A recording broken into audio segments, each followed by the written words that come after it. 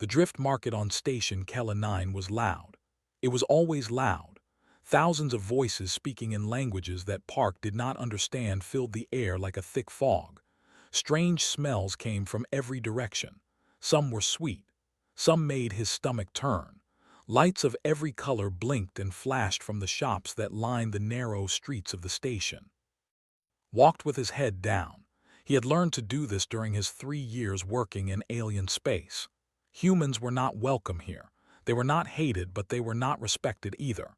The other species saw humans as small, weak, and too emotional. They lived short lives and made foolish choices. At least, that is what the aliens believed. He had just finished delivering a cargo of medical supplies to a trading company. The job paid well enough. It would keep his ship running for another month. That was all wanted. A simple life. No trouble, no attention.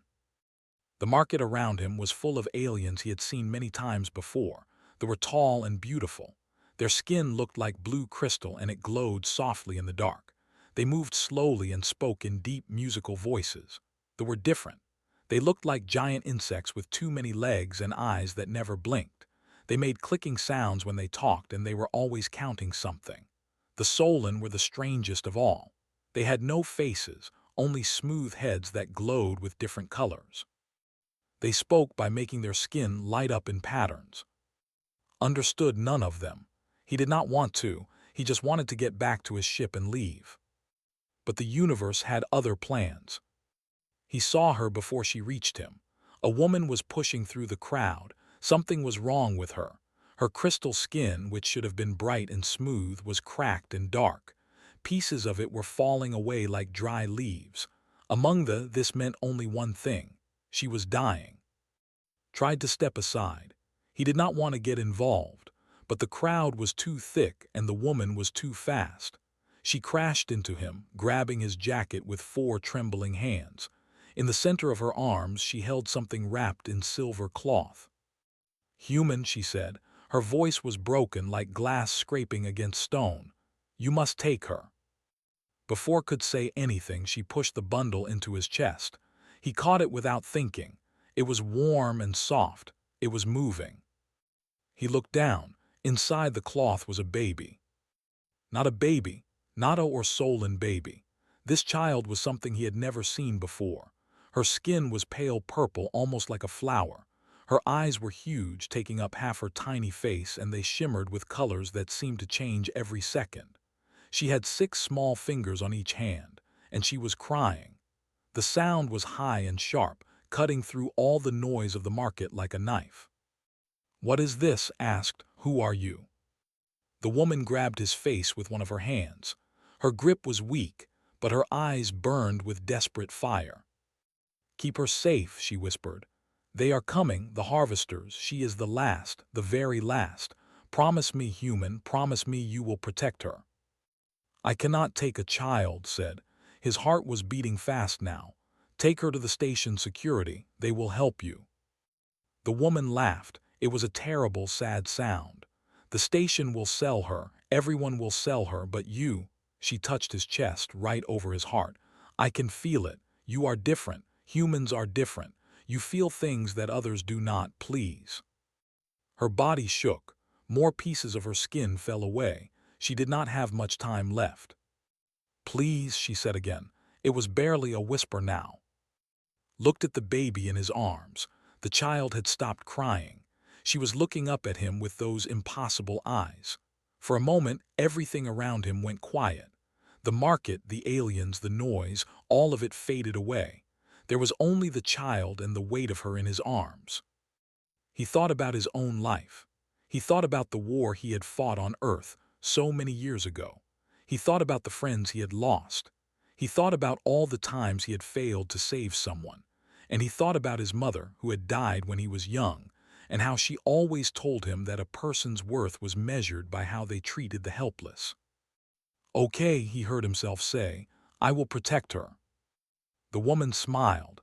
It was the most peaceful expression he had ever seen. Then she died. It happened in seconds. Her crystal body cracked completely, breaking into 1,000 tiny pieces that scattered across the ground like sand. The wind from the station's air systems caught the pieces and blew them away. In moments, there was nothing left of her. No body, no grave, just empty air where she had stood frozen. The baby was quiet in his arms. Then he noticed that the crowd had moved away from him. Aliens of every kind were backing up, their eyes fixed not on him but on the child. Some looked afraid, others looked angry. A few looked hungry, like predators seeing easy prey. A merchant pointed at him with one of its many legs. "That is a Luma," it clicked. "A Luma child. They were supposed to be dead, all of them, dead for 300 years. Luma did not know the word. "Abomination," someone hissed from the crowd. "Mind readers, truth seers, they see inside your soul. The coalition destroyed them for good reason." "Worth a fortune," another voice said. "Do you know what the harvesters would pay for a living Luma? More than this whole station." The crowd began to close in. Soldier instincts woke up inside him. He had not felt them in years, but they were still there, sleeping under the surface. His body tensed. His eyes moved quickly, finding exits, counting enemies, measuring distances. "Stay back," he said. His voice was calm and cold. It was the voice of a man who had killed before and would kill again if he had to.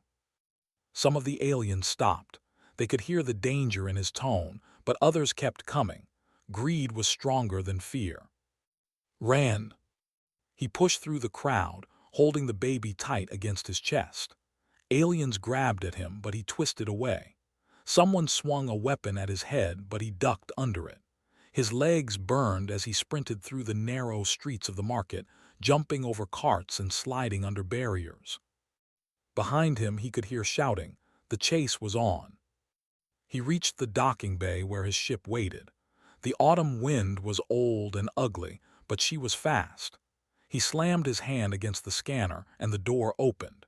He jumped inside and hit the emergency launch button before he even reached the pilot's seat. The ship roared to life. Warning alarms screamed at him. He had not done the safety checks. He had not gotten clearance from the station. None of that mattered now. The autumn wind shot out of the docking bay just as station security began to close the gates, flew past them with centimeters to spare. Behind him, he saw other ships beginning to follow. The hunters were already coming.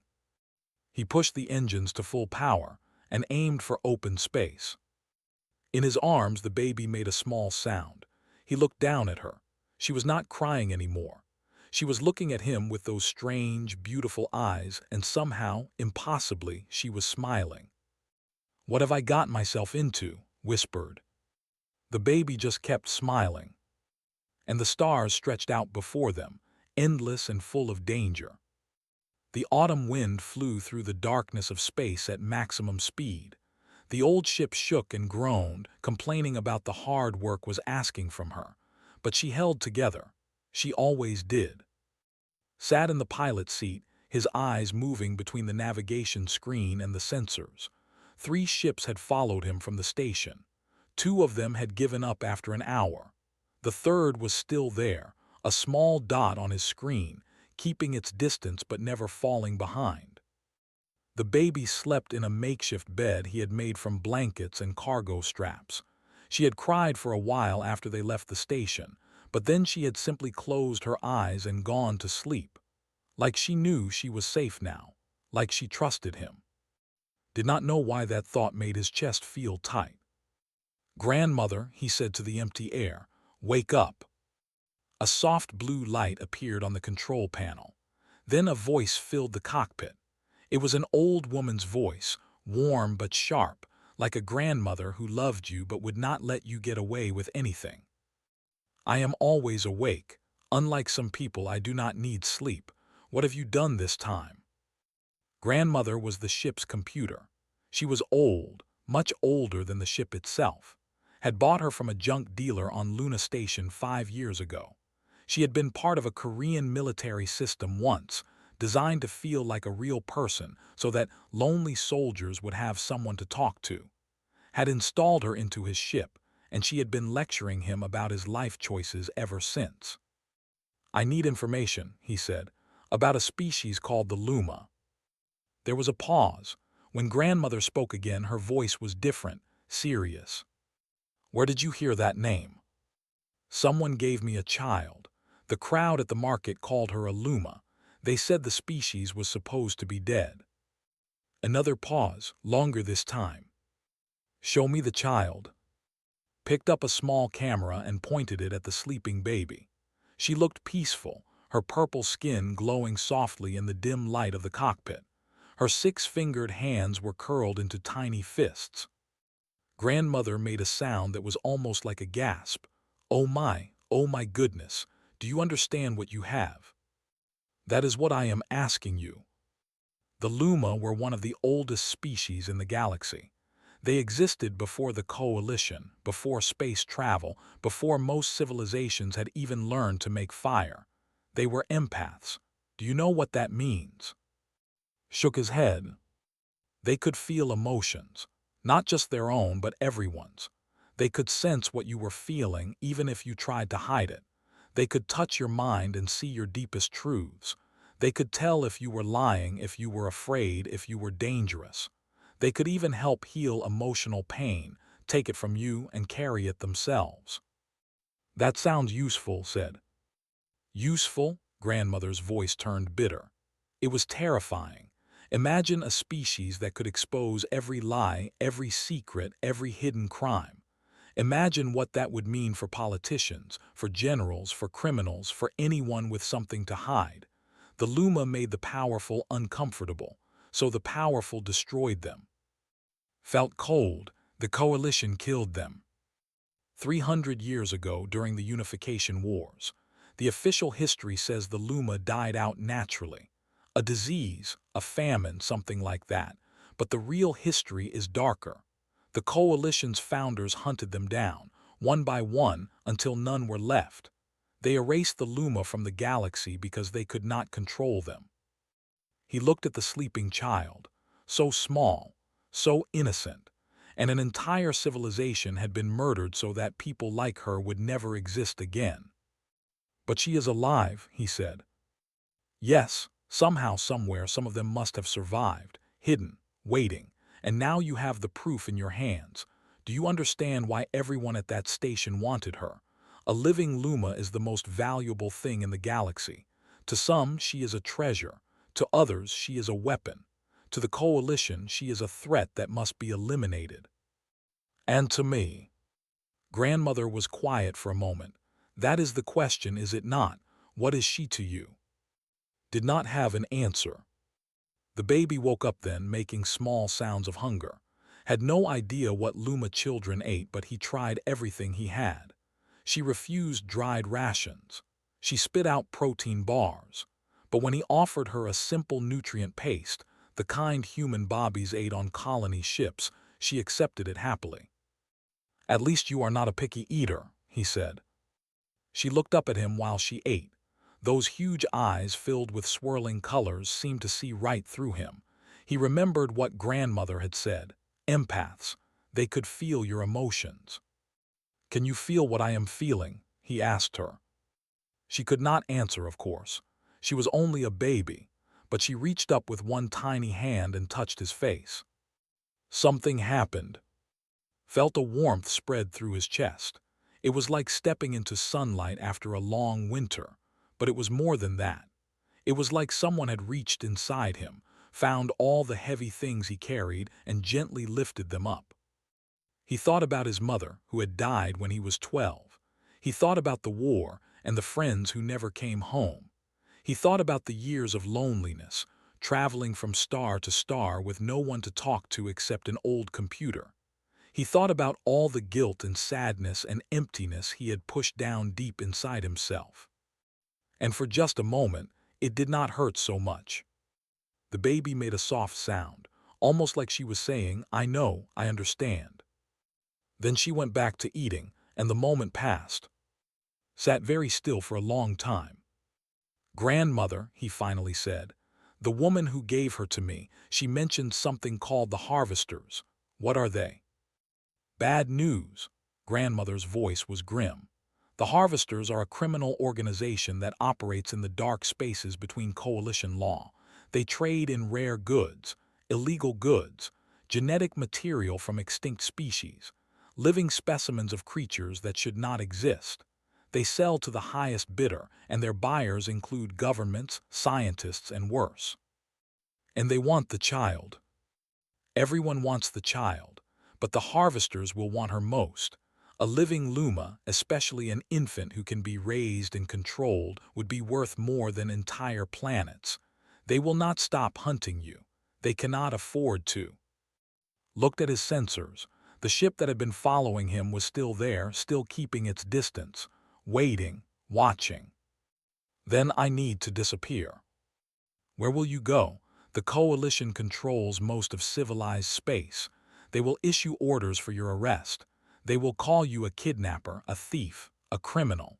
Every station, every port, every planet will be looking for you. Then I go where they do not look, the outer reaches.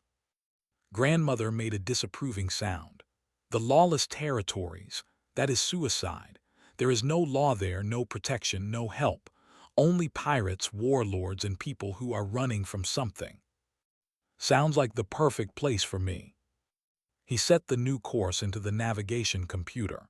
The outer reaches were far, weeks of travel even at full speed, but it was the only choice. The baby had finished eating. She was looking at him again with those impossible eyes. I do not know why I am doing this, said to her. I do not know you. I do not owe you anything. This is going to be dangerous and stupid and probably get me killed. She made a small happy sound and reached for him. Picked her up. She weighed almost nothing. She was warm against his chest. I need to call you something, he said. I cannot just call you baby forever.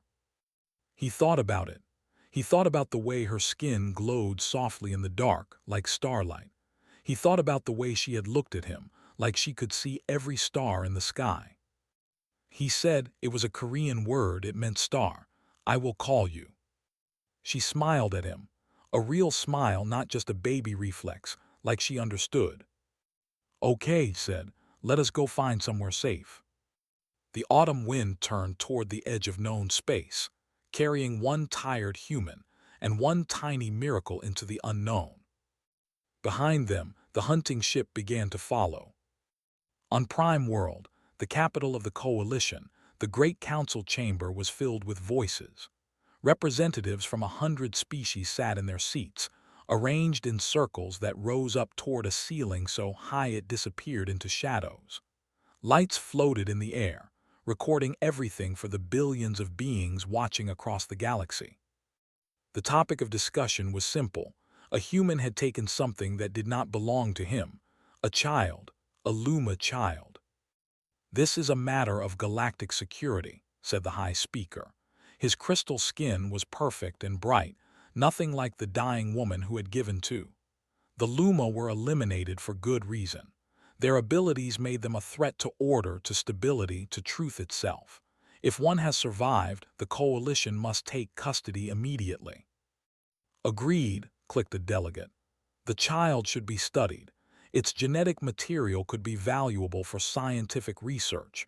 We must understand how it survived when the rest of its species did not.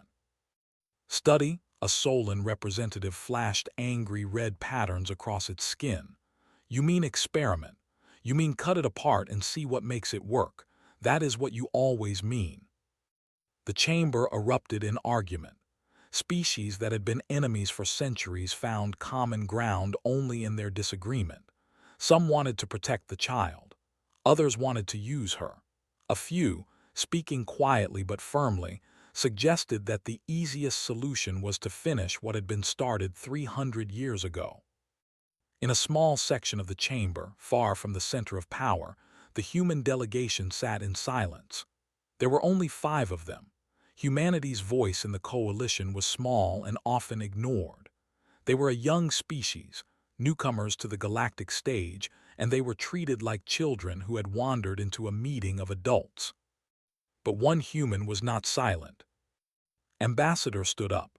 She was small, even by human standards, with gray hair and sharp eyes that had seen too much. She had fought for humanity's place in the coalition for 30 years. She had learned to speak loudly in rooms where no one wanted to listen. "I request the floor," she said. The chamber went quiet, not out of respect but out of curiosity. What could the human possibly have to say? "The chair recognizes ambassador of the human delegation," said the High Speaker. His tone made it clear he expected nothing important. "Walk to the center of the chamber." She moved slowly, like she had all the time in the universe. When she reached the speaking platform, she turned in a complete circle, looking at every delegate. "I have listened to you argue for 3 hours," she said. "You have talked about security. You have talked about research. You have talked about threats and values and genetic material, but not one of you has talked about what actually happened." She paused. "A dying woman gave her child to a stranger. She begged him to protect her, and he said yes. That is all. That is the entire story. A man chose to save a child, and you want to punish him for it." The High Speaker made a dismissive gesture. The human acted without authority. He interfered in matters beyond his understanding. The child belongs to the coalition, not to some cargo hauler who happened to be in the wrong place. "Belongs?" His voice grew sharp. "The child is not property. She is a living being, a baby, the last of her kind, and you speak of her like she is cargo to be delivered." "This is a matter of law," the delegate clicked. "The human violated coalition regulations by removing the child from the station without proper authorization." "Law?" laughed. It was not a happy sound. "You want to talk about law? 300 years ago, this coalition murdered an entire species. Men, women, children, all of them. Is that what your law allows? Is that what your justice looks like?" The chamber was very quiet now. "The humans did not do that," continued. "We were not there. We did not vote for it. We did not participate.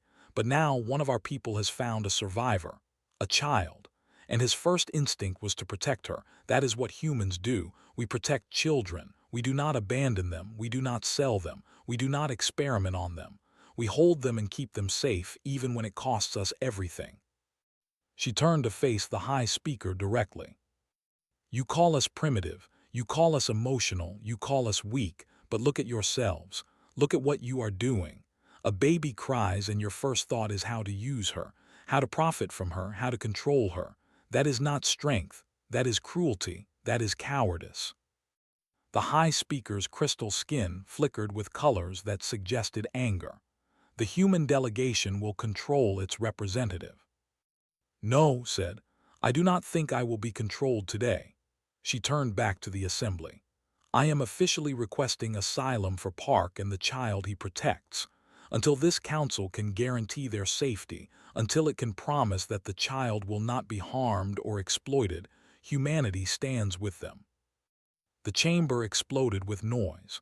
Voices shouted over each other. Accusations flew. Some delegates laughed at the idea that humanity could stand against the entire coalition. Others looked thoughtful, like they had never considered that the humans might actually refuse to cooperate. When the noise finally died down, the High Speaker spoke with ice in his voice. "The Council does not recognize this request. The human park has 72 hours to surrender the child to coalition authorities. If he does not, he will be declared a galactic fugitive. Anyone who helps him will share his punishment." Smiled. It was not a nice smile. "Then I guess we will see what happens in 72 hours." She walked back to her seat. The other human delegates looked at her with wide eyes. She had just declared war on the entire galaxy for a man she had never met and a child she had never seen. "Ambassador," one of them whispered, "what do we do now?" "Sat down. We wait, and we hope that Park is as stubborn as he seems." Far across the galaxy knew nothing of this. He was too busy running. The ship that had been following him was closer now. And it was not alone. His sensors showed 4 more vessels joining the chase. 2 were coalition patrol ships, fast and well-armed. 1 was a trading vessel that had probably been promised a reward for helping, and 1 was something else entirely. Grandmother identified it with a worried tone. That ship belongs to the harvesters. They sent Mora. Who is Mora? A Solan bounty hunter, the best in the galaxy. She has never failed to capture a target. Never. She once tracked a criminal across 300 systems for 2 years. She found him hiding on a moon that was not even on the maps. Her skin never lies. She never lies. If she has accepted the contract she will not stop until she has her. Grip the flight controls. Then I need to go faster.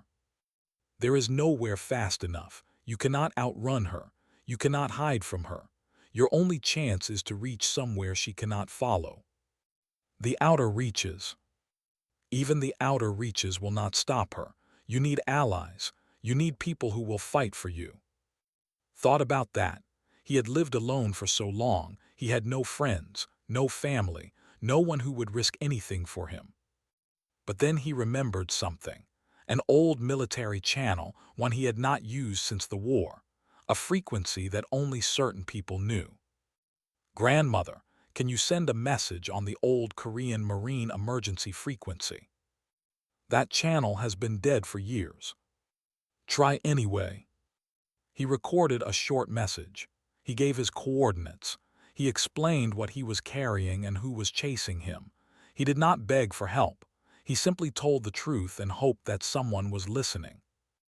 In his arms was Awake. She was watching the stars through the cockpit window, making soft sounds of wonder. She had no idea that the galaxy wanted to destroy her. She only knew that she was warm and safe, and that the man holding her would not let go. Looked at her, such a small thing to cause such trouble. Someone will answer, he told her. Someone has to. The message went out into the darkness. And somewhere in the corridor, a woman named heard it. The asteroid base looked like nothing from the outside.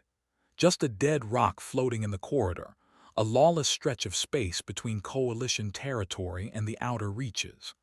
But inside, hidden beneath layers of metal and stone, was a small community of people who had chosen to live outside the rules. Was waiting at the docking bay when the autumn wind landed.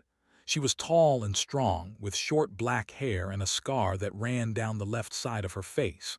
She walked like a soldier, which she had been, a long time ago. She had been sergeant in the Korean Marines. She had saved his life twice during the war on Earth. He had saved hers once. She looked at him as he stepped off the ship, holding against his chest. Her face showed nothing. Park, she said, you look terrible. You look exactly the same. She walked forward and looked at the child, stared back at her with those huge, color-shifting eyes. For a long moment, the two of them just looked at each other. Then smiled. It was a small smile, barely visible but real. So this is what all the trouble is about, she said. She is beautiful. She is also very hungry and very tired, said. And there are people chasing us who want to kill us both. Nodded, then let us get inside. The base was home to about 30 people, all of them human. They were refugees, criminals, idealists, and dreamers. They had come to the corridor because they did not fit anywhere else. Had started this place 5 years ago, using it as a center for humanitarian work. She smuggled medicine to sick colonies. She rescued people from slavery. She did the work that the coalition was too busy or too corrupt to do. Her crew was small but loyal. Was the mechanic, a big quiet man who could fix anything with enough time and spare parts. Was the medic, a young woman with gentle hands and sad eyes who had survived a plague that killed everyone she loved. Nam was the pilot, a joker who laughed at everything, even death, maybe especially death. They gathered in the common room to hear Story. He told them everything. The dying woman, the market, the chase. What grandmother had told him about the Luma and why they had been destroyed. When he finished, the room was silent. Then spoke, "All right, what is the plan?" Looked at her, "You are going to help me. That is why you called, is it not?" I called because I had no other choice.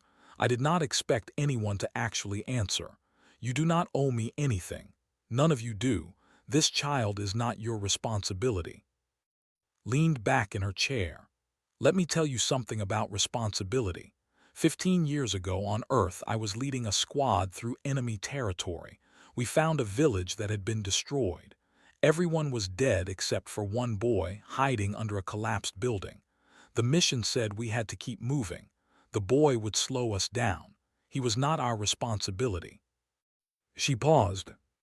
I took him anyway, carried him on my back for 3 days until we reached safety. He is a teacher now, has a family, 2 children of his own. If I had followed the rules, he would have died in that village, forgotten by everyone. She looked at who was sleeping in his arms. This is what humans do. We do not abandon children. We do not calculate whether they are worth saving. We just save them. That is the human way. Nodded, wiped tears from her eyes, grinned his crazy grin. Besides, said, I have always wanted to make the coalition angry. This seems like a good opportunity. They spent the next day preparing. The harvesters would find them eventually. Mora always found her targets, so they had to be ready. While the others worked on the ships and weapons took care of, she fed her, bathed her, and checked her health. The child was growing fast, much faster than a human baby would. In just 2 days, she already looked months older. Luma grow quickly, grandmother explained through the base's speakers. They reach adulthood in about 5 years. Their minds develop even faster than their bodies. Was fascinated, can she understand us? Almost certainly. She cannot speak yet, but she understands far more than you might expect. And of course, she can feel your emotions. Every feeling you have, she knows it. That night could not sleep. She was thinking about the plague, about the people she had failed to save. The guilt was always there, like a heavy weight in her chest. She went to check on and found the child awake, watching her. You can feel it, can you not? Whispered. The sadness, the guilt, it never goes away.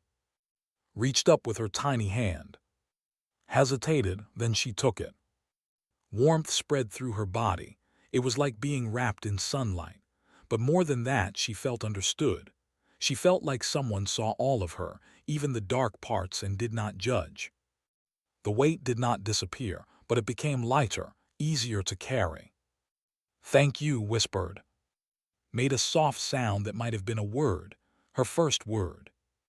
Cried then, not from sadness but from something else, hope maybe, or love. The attack came on the 3rd day. Mora's ship appeared first, dropping out of faster-than-light travel like a ghost materializing from nothing. Behind her came a small fleet, coalition ships, harvester vessels, all of them converging on the tiny asteroid base. Here they come, said from the pilot's seat of the Magnolia ship. Time to show them what humans can do. The battle was chaos from the first moment. The autumn wind and the Magnolia flew side by side, 2 small ships against a dozen enemies. They should have died in the first minute, but they did not. Humans were unpredictable. That was what the other species always said. They did not follow logical patterns. They made choices that did not make sense. They were creative and crazy and refused to accept that they could not win. Flew the autumn wind like he was dancing. He twisted between enemy ships, using their own weapons against them. Matched him move for move in the Magnolia. Together, they destroyed 3 coalition ships and damaged 4 others before the enemy even understood what was happening. But it was not enough. There were too many, and Mora was still coming. Her ship cut through the battle like a knife, ignoring the other vessels, heading straight for the autumn wind. Straight for. She is going to board us, grandmother warned. Her ship has a docking claw. She will force her way inside. Can we stop her? No. Made a decision. Everyone else keep fighting. I will deal with Mora alone. That is suicide. His voice crackled over the radio. Maybe, but if she takes me, she takes me. She does not take the child. He handed to who had been helping with repairs. Protect her. If I do not come back, get her to the outer reaches. Find somewhere safe. Nodded. His big hands were gentle as he held the child. Mora's ship connected with the autumn wind, heard the screech of metal as the docking claw bit into his hull, then the hiss of air as the seal was made. He stood in the corridor, waiting. The door exploded inward. Mora stepped through. She was terrifying, a Solon but larger than any he had seen before. Her smooth head glowed with patterns that never stopped moving. In her hands, she held two weapons, curved blades that seemed to drink the light. "Human," she said. Her voice was strange, both soft and hard at the same time. "Give me the child. I do not want to kill you, but I will if I must." "I cannot do that." "Cannot or will not." "Both." She moved forward, moved to meet her. He had no chance, he knew that. She was faster, stronger, better trained. The fight lasted less than a minute. He got in one good hit, a punch that actually made her step back. But then she was on him, her blade at his throat, her foot on his chest. "Stubborn human," she said. "Why do you fight so hard for a child that is not even your species?"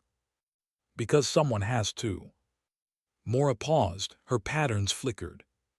Then from behind them came a sound, a soft, wordless cry. Had crawled into the corridor, was behind her trying to catch her, but she was faster than anyone expected. She reached up toward Mara with both hands. And Mora, without thinking, reached down. Their fingers touched. Mora froze. Her patterns went wild, flashing colors that had never seen before. Her whole body trembled. Something was happening inside her head, something that was showing her. It lasted only seconds. Then Mora stepped back. She lowered her weapons. Her patterns settled into something that looked almost like peace. "Take the child and go," she said. Her voice was different now, quieter. "I will tell them you escaped. I will give you time." Stared at her. "Why?"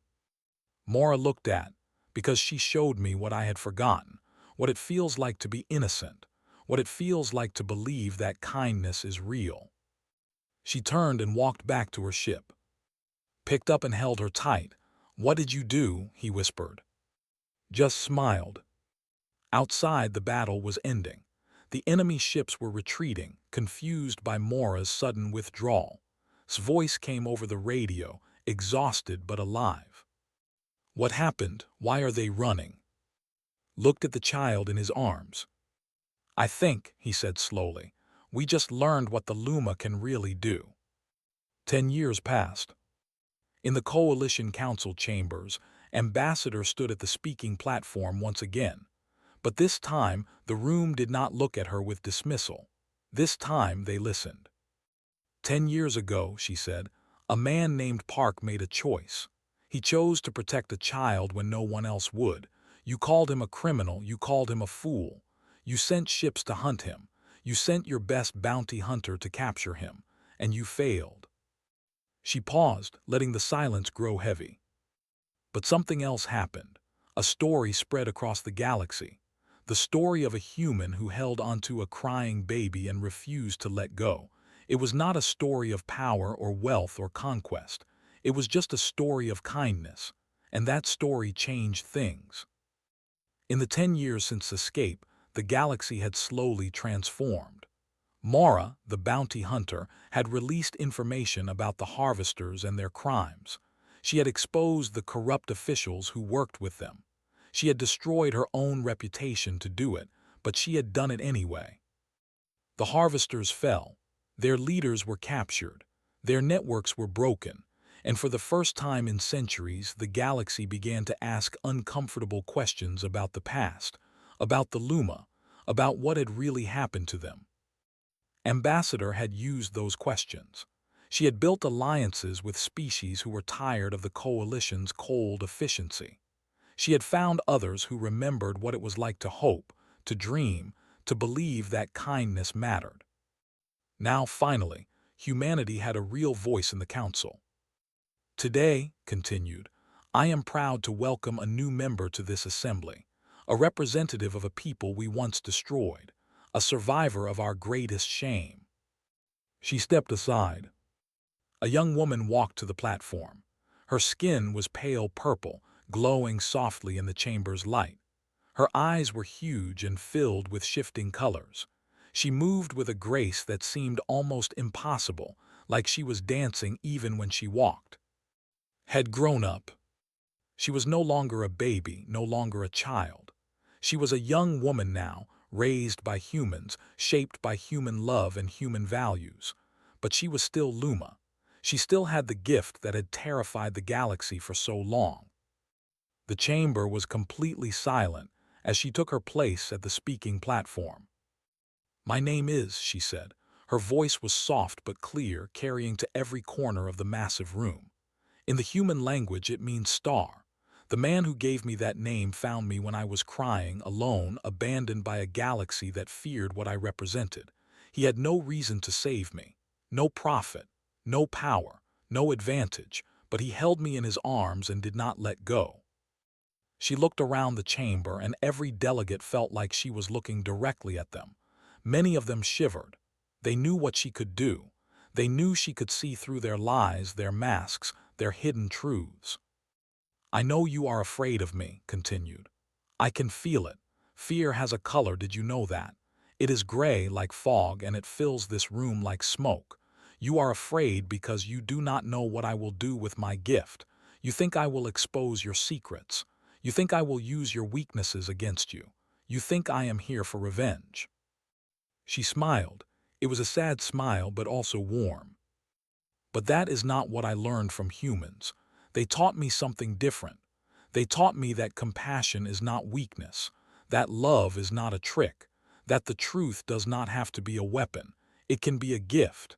It can be a way to understand each other, to heal each other, to become better than we were."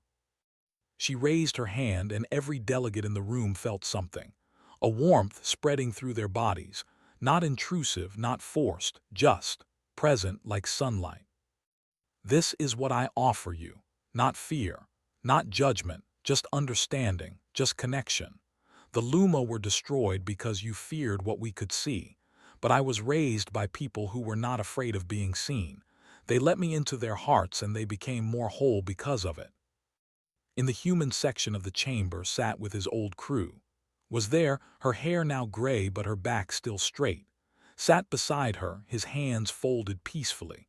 Was crying, as she always did at emotional moments. Was grinning, proud of the little girl who had grown up on their ships. They had all helped raise her. They had taught her what it meant to be human, not the biology but the spirit, the stubborn refusal to give up, the crazy belief that one person could make a difference, the love that did not ask for anything in return. Looked at them now, and they felt her gratitude wash over them like a wave. "In the years since my father saved me, I have searched for others like me, Luma who survived in hiding, in fear and silence. I have found them, not many but some. We are not extinct, we are still here." A murmur went through the chamber. Several delegates looked uncomfortable. "We do not want revenge," said. "We do not want power, we want only what my father gave me, a chance, a home, a family." She turned to look at the High Speaker, who had argued for her capture 10 years ago. "You called me a threat. You called humans primitive and emotional, but look at what their emotions created. I am standing here because a man felt compassion for a crying child. I am alive because humans refused to calculate my value. They just loved me, and that love saved not just me, but everyone I have found since." The High Speaker said nothing. His crystal skin flickered with colors that suggested shame. Continued, "The galaxy is afraid of the truth, but the truth I see most clearly is this: kindness works, compassion works, love works. It is slow and it is hard and sometimes it fails, but when it succeeds, it changes everything." She stepped back from the platform. "That is all I wanted to say. Thank you for listening." The chamber remained silent for a long moment. Then slowly someone began to clap. It was Mora, the former bounty hunter, now working as a peacekeeper in the outer reaches. She stood in the visitor section, her patterns glowing with something that looked like joy. Others joined her. First a few, then more, then hundreds. The sound of applause filled the council chamber like thunder. Not everyone clapped. Some delegates sat in cold silence, already planning how to resist this change. The galaxy would not transform overnight. There would be struggles ahead, conflicts, setbacks. But something had shifted. A crack had appeared in the old walls of fear and coldness. After the assembly ended, found in the observation deck looking out at the stars. He stood beside her, saying nothing. "Did I do well?" she asked. "You did perfectly." She leaned against him.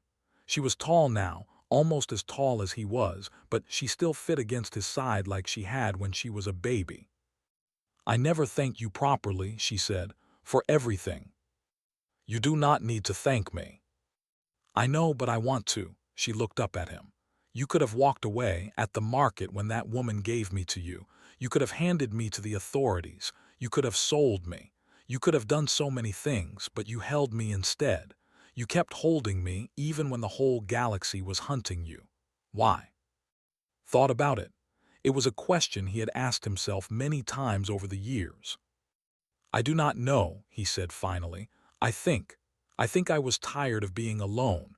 I think I saw you and something in me woke up, something that had been sleeping for a long time. You needed someone, and maybe I needed someone too."